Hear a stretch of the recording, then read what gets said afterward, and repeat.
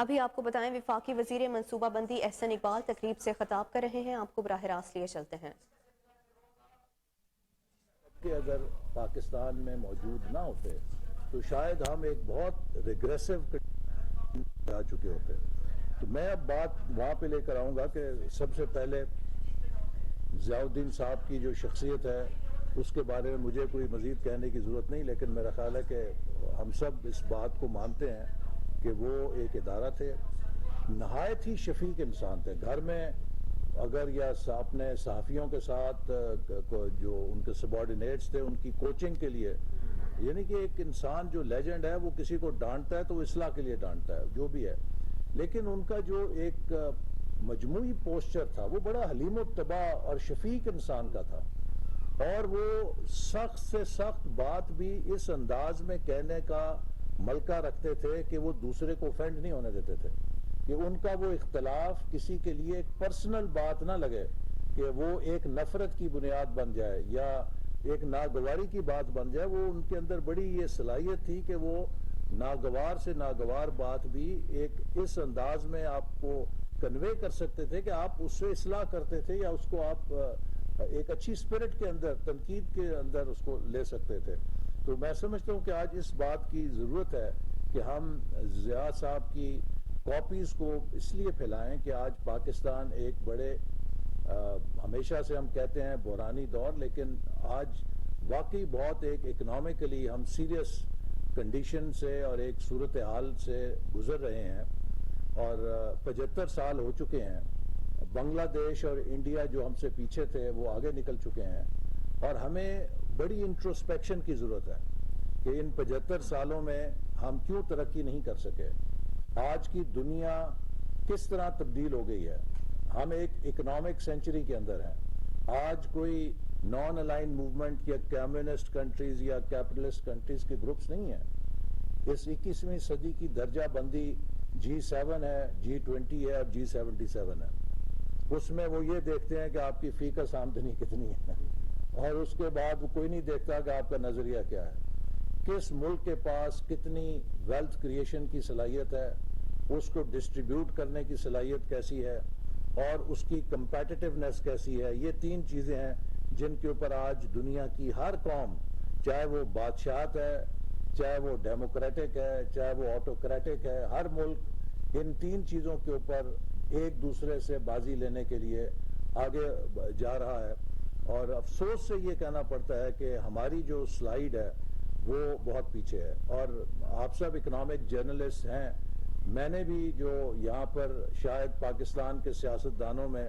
مجھے یہ ضرور خصوصیت ایک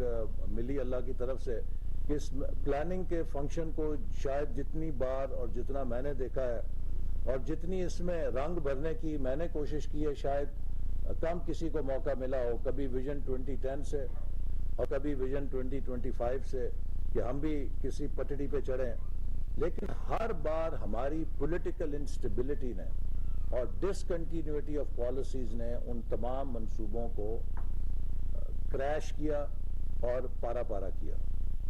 آج پاکستان میں ہمیں جس چیز کو سمجھنے کی ضرورت ہے، اگر ہم تشخیص ٹھیک نہیں کریں گے تو علاج بھی تلاش نہیں کر سکیں گے۔ پاکستان اس لیے پیچھے نہیں رہ گیا کہ ہم بنگلہ دیش اور انڈیا سے زیادہ برے ملک ہیں، یا ہم بنگلہ دیش اور انڈیا کے مقابلے میں زیادہ چور ہیں، یا بنگلہ دیش اور انڈیا میں کوئی زیادہ انتظامی صلاحیت ہے۔ یہ سوشو اکنامک ایک ہی انوائرمنٹ ہے،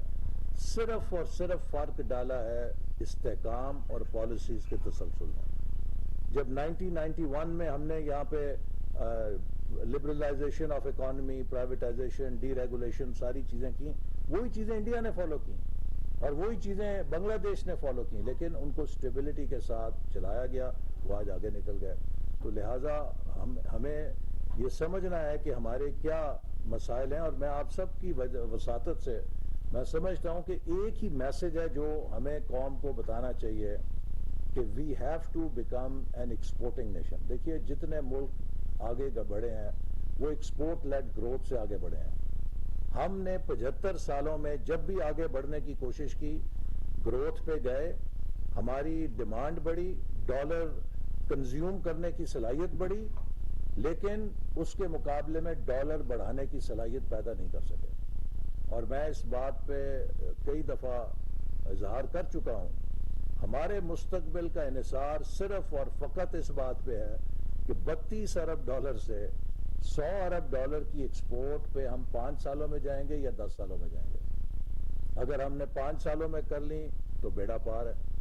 اور اگر ہم نے 10-12 سال تک کچھوے کی چال سے وہاں تک پہنچے تو پھر مشکلات ہی مشکلات ہیں، پھر دلدل ہی دلدل ہے۔ سو ہم جب بھی یہ گروتھ کرتے ہیں، ڈالر کنزیوم کرتے ہیں، کماتے نہیں ہیں، balance of payment crisis, emergency break لگاؤ، اکانومی کو سلو ڈاؤن کرو، پھر کریش ہو کے ہم وہیں آ کھڑے ہوتے ہیں۔ تو لہٰذا ہمیں سنگولرلی ایک سنگل پرپز آف مائنڈ کے ساتھ فوکس کرنا پڑے گا کہ اس ملک کی معیشت کو، زراعت کو، صنعت کو، سروسز کو،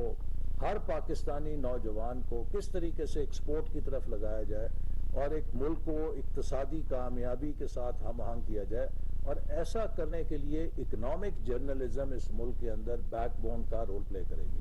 تاکہ ہمارے لوگ انفارمڈ ہوں کہ آج کے امپیریٹیوز کیا ہیں، گلوبلائزیشن کے امپیریٹیوز کیا ہیں، ریجنلائزیشن کے امپیریٹیوز کیا ہیں، دنیا کے اندر جو اقتصادی رجیمز آ رہی ہیں ان کے کیا امپیریٹیوز ہیں، ہمارے فارمر کو کس طریقے سے بین الاقوامی چیزوں کے ساتھ ہم آہنگ ہونا ہے، ہمارے بزنس مین کو کیسے ہم آہنگ ہونا ہے، یہ ہیں جن کے اوپر ہماری مستقبل کی زندگی موت کا فیصلہ ہونا ہے۔ لیکن آپ ہمارے ڈیبیٹ دیکھیں، ہمارے جو نیشنل نیریٹیوز ہیں وہ ہیں کہ جن کے ساتھ ہمیں 1 سینٹ کا بھی فرق نہیں پڑے گا کہ ہمارا مستقبل کیا ہوگا۔ تو کس طریقے سے ہم ایجنڈا سیٹنگ کریں جو کہ اقتصادی سمت میں آئے، کس طریقے سے ہم لوگوں کو زیادہ انفارمڈ کریں تاکہ ان کی چوائسز ٹھیک ہوں، اس کے لیے اکنامک جرنلزم کا ایک بہت اہم کردار ہے۔ اور میں سمجھتا ہوں کہ ضیاء الدین صاحب نے اپنی پوری زندگی میں اس کردار کو جس اچھے طریقے سے خندہ پیشانی کے ساتھ نبھایا،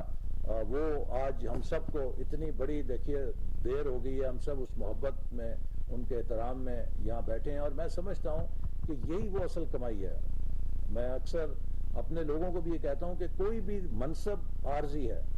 لیکن آپ کی لیگسی ہمیشہ کے لیے ہے۔ What legacy do you leave behind is what matters۔ کہ آپ اس عہدے سے چلے جائیں گے، آپ منصب سے اتر جائیں گے، آپ زندگی سے چلے جائیں گے تو لوگ آپ کو پیچھے سے کیسے یاد کریں گے۔ اور آج میں سمجھتا ہوں کہ ضیاء الدین صاحب کے لیے ہم سب یہ گواہی دے رہے ہیں کہ انہوں نے ایک بہترین انسان، ایک بہترین صحافی ہونے کی حیثیت سے اپنی جو فرائض سر انجام دیے، شاید یہی ان کی بخشش کا سامان ہوگا۔ میں نے جب مجھے اس سال نیشنل کمیٹی فار ایوارڈز کی صدارت کا منصب وزیر اعظم کی طرف سے دیا گیا تو میری حقیر سی جو اس میں کنٹریبیوشن تھی، تو جب میڈیا کے نام پیش ہوئے تو میں نے کہا سب سے پہلے ستارہ امتیاز کے لیے ضیاء الدین صاحب کا نام اس میں ہم شامل کریں گے۔ اور وہ ہم نے الحمدللہ ان کے، اگرچہ وہ اس کے محتاج تو نہیں ہیں، لیکن ایک ان کی جو ریکگنیشن ہے کہ ان کی جو صحافتی خدمات ہیں، اس کے لیے 14 اگست کو انہیں یہ اعزاز جو ہے ضرور اس کا نوازا جائے گا، ان کی فیملی ریسیو کرے گی۔ وفاقی وزیر منصوبہ بندی اور ترقی وفاقی وزیر منصوبہ بندی احسن اقبال اسلام آباد میں تقریب سے خطاب کر رہے تھے۔ ان کا کہنا تھا صحافی برادری کا جمہوریت کو پروان چڑھانے میں کلیدی کردار ہے۔ سول سوسائٹی نے ہمیشہ ملک میں آئین اور قانون کی بالادستی کے لیے آواز بلند کی۔